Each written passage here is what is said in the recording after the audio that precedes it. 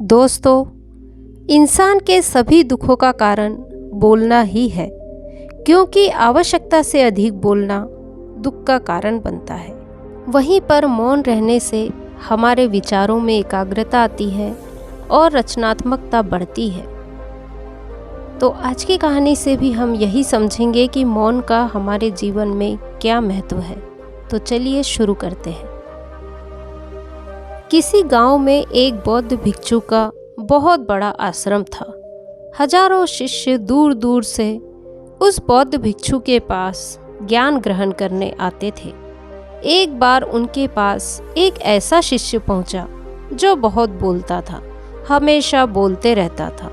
जब भी किसी गांव में भिक्षा लेने जाता तो हर घर से एक नई कहानी लेकर आता और आकर बाकी शिष्यों को सुनाता। उसका व्यवहार ऐसा था कि वो हमेशा दूसरों के सामने अच्छा बनने की कोशिश करता रहता और बाकी शिष्यों की दूसरे शिष्यों से बुराई करता, निंदा करता, उनके बीच बैर फैलाता, खुद के मुंह से खुद की ही तारीफ करता और गुरु के सामने खुद को सबसे बुद्धिमान और उत्तम साबित करने की कोशिश करता। वो खुद को दूसरे शिष्यों से अलग और उनसे श्रेष्ठ मानता था। वो कहता कि मैं एक अमीर घर का बालक हूँ और मैं चाहता तो एक आरामदायक जिंदगी जीता, लेकिन मुझे सत्य की खोज करनी थी, इसलिए वो सब छोड़कर मैं यहाँ आ गया। मैं खुद को जानना चाहता हूँ, मैं जीवन को जानना चाहता हूँ, इसीलिए मेरा त्याग तुम सबसे बड़ा है। ऐसा वो बाकी शिष्यों से कहता रहता। एक दिन गुरु ने सभी को बुलाया और कहा, आप सभी को एक माह के लिए कोई ना कोई संकल्प लेना है। इससे आप लोगों की संकल्प शक्ति मजबूत होगी और आप में आत्मविश्वास बढ़ेगा। आप सभी अपने सामर्थ्य और हिम्मत के अनुसार कोई भी संकल्प ले सकते हैं और यदि एक माह से पहले आप में से जिसका भी संकल्प अधूरा रह जाता है वो अपनी पुरानी दिनचर्या में वापस आ जाएगा। सभी शिष्यों ने अपनी शक्ति और हिम्मत के अनुसार छोटे बड़े संकल्प ले लिए और बौद्ध भिक्षु को अपने अपने संकल्प बताकर वहाँ से चले गए। लेकिन वह शिष्य जो अपने आप को सबसे अलग और श्रेष्ठ मानता था, वो गुरु की कुटिया में पहुँच गया और उनसे कहने लगा, गुरुजी, मैं कोई छोटा मोटा संकल्प नहीं लेना चाहता, बल्कि सबसे बड़ा और महान संकल्प लेना चाहता हूँ, पर मुझे समझ में नहीं आ रहा है कि मैं कौन सा संकल्प लूँ। कृपया आप ही मुझे बताएं, मुझे क्या संकल्प लेना चाहिए। ये सुनकर बौद्ध भिक्षु मुस्कुराए और उससे कहने लगे कि क्या तुम मेरे द्वारा दिए गए संकल्प को पूरा भी कर पाओगे? क्या तुम्हारे लिए उसे पूरा करना संभव होगा? शिष्य ने कहा, गुरुदेव, आप जो भी संकल्प मुझे दोगे मैं अवश्य उसे पूरा करूँगा। गुरु ने कुछ क्षण सोचकर कहा कि अगले एक माह तक तुम्हें चुप रहना है। तुम अपने मुंह से एक भी शब्द नहीं निकालोगे, यही तुम्हारा संकल्प होगा। भिक्षु की बात सुनकर शिष्य ने कहा, गुरुदेव, ये भी कोई संकल्प हुआ? ये कौन सी बड़ी बात है? ये तो बहुत ही आसान है। एक माह तक चुप ही तो रहना है। उसने गुरु से कहा, गुरुदेव, मुझे कोई ऐसा संकल्प देते जो मेरी योग्यता के अनुसार रहता। गुरु ने कहा, पहले इस संकल्प को पूरा करके दिखाओ। शिष्य ने गुरु की बात मान ली और उसी समय चुप हो गया और पलटकर कुटिया से चुपचाप बाहर चला गया। उसे चुप रहना तो बहुत आसान लग रहा है। उसने एक दिन बहुत आसानी से चुप रहकर काट लिया, लेकिन दूसरे दिन से उसे चुप रहने में थोड़ी परेशानी होने लगी। तीसरे दिन उसे भारीपन महसूस होने लगा और चौथे दिन उसके अंदर एक अजीब सी बेचैनी होने लगी, क्योंकि उसके आसपास सभी शिष्य बातें कर रहे थे। उन्हें देखकर उसका भी मन बात करने के लिए हो रहा था। वो भी अपना पक्ष रखना चाहता था, उनकी बोलती बंद कर देना चाहता था, लेकिन उसका संकल्प उसे बोलने से मना कर रहा था, इसलिए वो पूरे दिन मुंह और आंखें ही बनाता रहता। इस प्रकार कुछ दिन और बीते। उसके बाद वह शिष्य बीमार पड़ गया। उसका सर फटा जा रहा था। उसका कुछ भी खाने पीने का मन नहीं कर रहा था। वो सिर्फ बोलना चाहता था। उसे चुप रहने से काफ़ी परेशानी हो रही थी। अब उससे चुप रहना बर्दाश्त नहीं हो रहा था। वो गुरु के पास गया और उन्हें लिखकर बताया कि गुरुदेव, मुझे चुप रहना बर्दाश्त नहीं हो रहा। मैं बोलना चाहता हूँ। बिना बोले मेरा सर फटा जा रहा है। मेरी सांस भी नहीं आ रही है। मेरा दम घुटता जा रहा है। मैं अंदर ही अंदर पागल हो रहा हूँ। मैं क्या करूँ? संकल्प तोड़ दूँ क्या? ये पढ़कर बौद्ध भिक्षु मुस्कुराए और उससे कहा कि संकल्प तो तोड़ने के लिए ही होते हैं, लेकिन जो अपने संकल्प को पूरा कर लेता है वही अपनी आंतरिक शक्ति को बढ़ाता है। संकल्प लेना और तोड़ना दोनों तुम्हारे हाथ में है। यहाँ बहुत सारे शिष्य हैं जिन्होंने संकल्प तोड़कर अपनी पुरानी दिनचर्या को अपना लिया है। यदि तुमसे संकल्प पूरा नहीं हो रहा है तो तुम भी इसे तोड़कर अपनी पुरानी दिनचर्या में वापस आ सकते हो। लेकिन याद रखो, यदि तुम आज इस छोटे से संकल्प को पूरा नहीं कर पा रहे हो तो बाकी की जिंदगी कैसे गुजारोगे?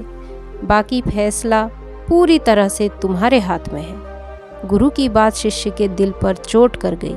वो बिना कुछ बोले वहाँ से चला गया और खुद को कुटिया में बंद कर लिया।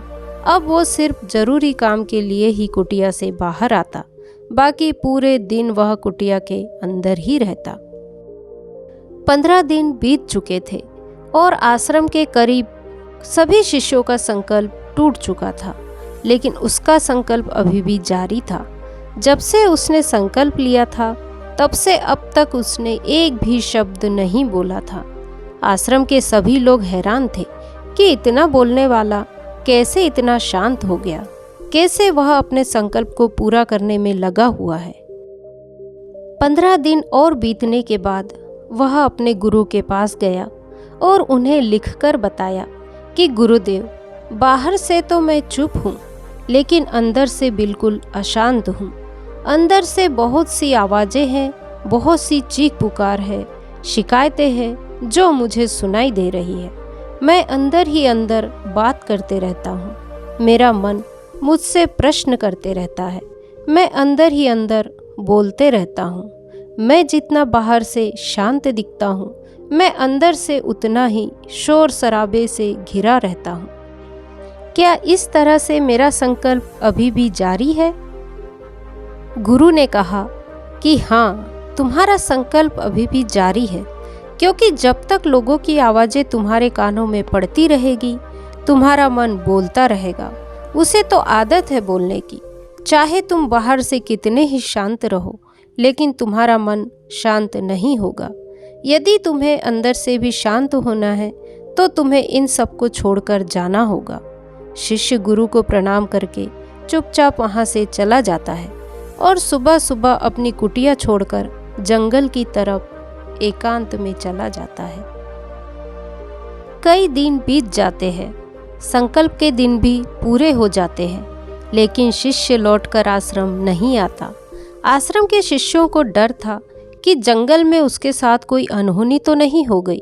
उन्होंने उसे ढूंढने का भी प्रयास किया, लेकिन वो उन्हें कहीं नहीं मिला। सभी शिष्य एक दिन गुरु के पास आए और उनसे कहने लगे कि उसके साथ क्या हुआ होगा। क्या जंगली जानवरों ने उसे अपना शिकार बना लिया होगा? गुरु ने कहा, हो सकता है जंगल में किसी जंगली जानवर ने उसका शिकार कर लिया हो, या उसके न लौटने की दूसरी वजह भी हो सकती है। शायद उसे वो मिल गया है जिसके लिए वो गया था।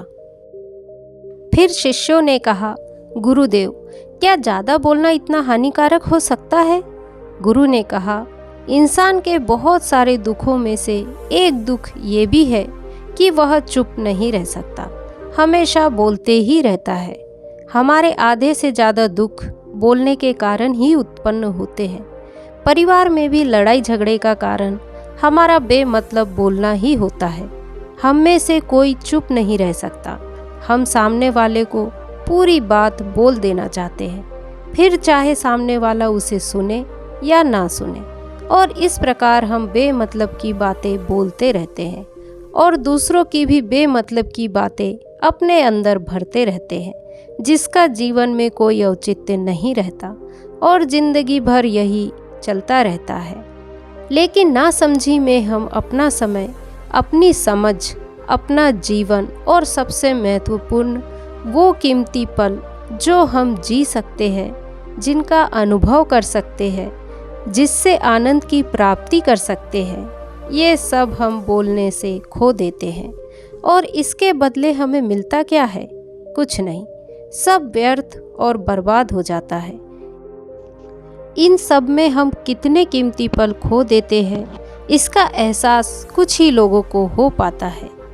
बाकी लोगों को इसका कोई पता नहीं होता और नासमझी में वो बोलते ही रहते हैं। ऐसे लोग खुद की कभी खोज नहीं कर पाते।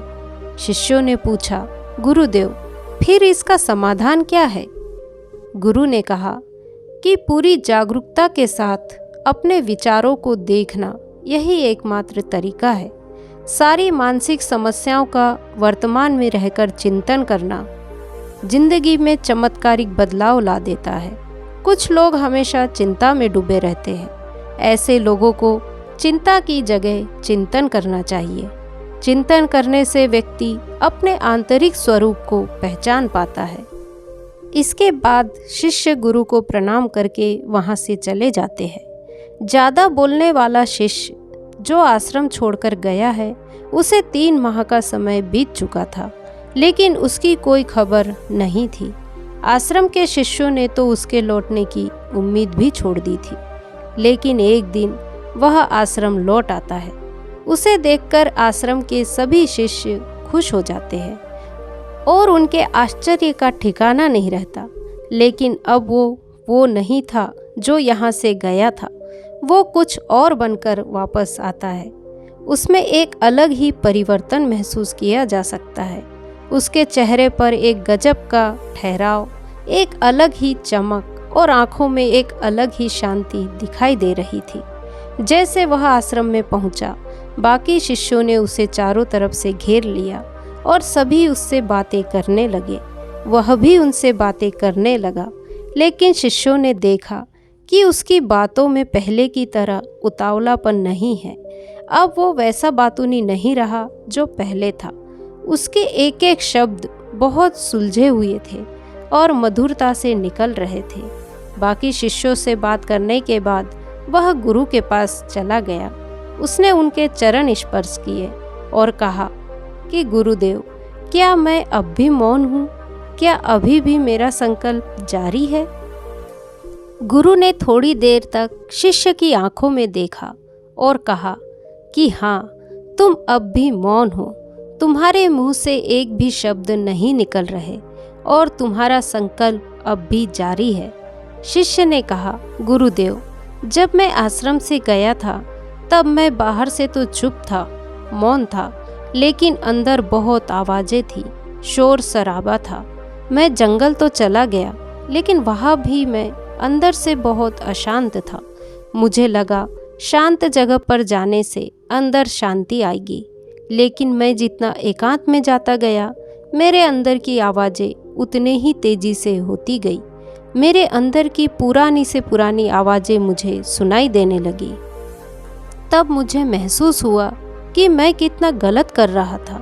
जब मैं अपने परिवार वालों, दोस्तों और यहाँ के बाकी शिष्यों को बुरा भला कहता था, तो उस समय लगता था कि मैं सही कर रहा हूँ। जब मैं यहाँ के शिष्यों की एक दूसरे से बुराई करता था, उनकी आपस में निंदा करता था, तब मुझे यही लगता था कि मैं उनसे बेहतर हूँ और सही कर रहा हूँ। मैंने पहली बार महसूस किया कि मैं कितना गलत था। कई दिनों तक ये आवाज़ें, ये शिकायतें मेरे अंदर चलती रही, लेकिन धीरे धीरे करके ये आवाज़ें मेरे अंदर से समाप्त होती गई और मैं भीतर से भी मौन होते चला गया। उस घने जंगल में बाहर से बोलने वाला कोई भी नहीं था और अंदर से भी आवाज़ें खत्म हो गई थी और मैंने पहली बार मौन का सही मतलब समझा। मेरे चारों तरफ बहुत शांति थी। हालांकि कुछ आवाज़ें थी जो पहले मुझे सुनाई नहीं देती थी, लेकिन अब वो भी मुझे सुनाई देने लगी, जैसे हवा के चलने की आवाज़, पक्षियों के चहकने की आवाज़, पेड़ पौधों की आवाज़ और पानी के बहने की आवाज़। ये सारी आवाज़ें मैंने होशपूर्वक सुनी और इसे महसूस की। अपने चारों तरफ इतनी शांति मैंने कभी महसूस नहीं की थी। अभी भी जब मैंने बाकी शिष्यों से बात की, मैं आपसे बात कर रहा हूँ, लेकिन मैं अंदर से एकांत में हूँ, मौन में हूँ। ये सब बातें सुनकर बौद्ध भिक्षु ने उससे कहा, जब तक हम बाहर की तरफ बोलते रहेंगे, भीतर अशांति ही बनी रहेगी। लेकिन जिस दिन हम भीतर से शांत हो जाएंगे, तब हमारे मुंह से कुछ भी निकले, पर हम अंदर से मौन ही रहेंगे। दुनिया में ज़्यादातर बुराइयां हमारे बोलने से ही उत्पन्न होती है। हमें जितना बोलना चाहिए, हम उससे ज़्यादा ही बोलते हैं। हम सामने वाले को सुनना नहीं चाहते, बल्कि उसकी बोलती बंद कर देना चाहते हैं। हम उसे बताना चाहते हैं कि मैं कौन हूँ, मैं तुमसे कितना महान हूँ। हमारी सारी ऊर्जा यह व्यर्थ के बोलने में खत्म हो जाती है और इसी तरह से समाज में लोगों का जीवन दुखों से भर जाता है। ये लोग जिंदगी भर एक दूसरे को सुनाने में लगे रहते हैं। चुप रहना तो इन्होंने सीखा ही नहीं, क्योंकि चुप रहना इन्हें छोटा महसूस करवाता है। दुनिया में ज़्यादातर लड़ाइयों का कारण हमारा ज़्यादा और व्यर्थ बोलना ही होता है। इसलिए हमें उतना ही बोलना चाहिए जितना ज़रूरी हो। और यदि हमें अपनी आंतरिक यात्रा करनी है, तो हमें मौन धारण करना चाहिए।